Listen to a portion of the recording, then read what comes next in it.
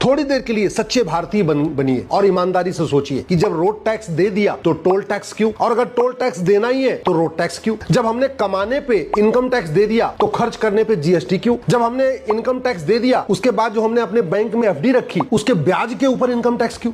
इस घटिया टैक्स मकर जाल के कारण सब परेशान है, लूट हो रही है, भ्रष्टाचार हो रहा है, लेकिन ये सिस्टम नहीं बदला जा रहा है। अगर सरकार चाहे, अगर समाज चाहे, अगर सब लोग मिलकर आवाज उठाए तो भारत में सारे टैक्स खत्म करके वन नेशन वन टैक्स लागू हो सकता है। जरूरत ही नहीं, ना इनकम टैक्स की जरूरत है, ना टोल टैक्स की जरूरत है, ना रोड टैक्स की जरूरत है, ना वैट की जरूरत है, ना टीडीएस की जरूरत, ना इनकम टैक्स डिपार्टमेंट की जरूरत है क्योंकि नॉन प्रोडक्टिव डिपार्टमेंट है, ना जीएसटी डिपार्टमेंट की जरूरत है क्योंकि भी नॉन प्रोडक्टिव डिपार्टमेंट है। इसका जीडीपी में कोई योगदान नहीं, केवल पैसा इकट्ठा करता है। और सरकार को मैं कह रहा हूं, जिसमें वन नेशन वन टैक्स की बात कर रहा हूं, सरकार की इनकम दुगनी हो जाएगी और जनता का टेंशन खत्म हो जाएगा। 100 रुपए से बड़ी नोट बंद हो जाए, 5,000 रुपए से महंगे सामान का कैश लेन देन बंद हो जाए और 50,000 रुपए से महंगी प्रॉपर्टी आधार से लिंक कर दी जाए तो भ्रष्टाचार खत्म हो जाएगा, टैक्स चोरी खत्म हो जाएगा और उसके बाद केवल 2% एक्सपेंडिचर टैक्स लगा दिया जाए। इतना ही करना है, बहुत ज्यादा नहीं करना। मतलब जितना ये मकड़जाल है कानून सारे खत्म, आम जनता भी खुश और सरकार की आय डबल दुगुनी आय। मैं कह रहा हूं सरकार इस सिस्टम को लागू करके पायलट बेसिस पे एक बार देख ले,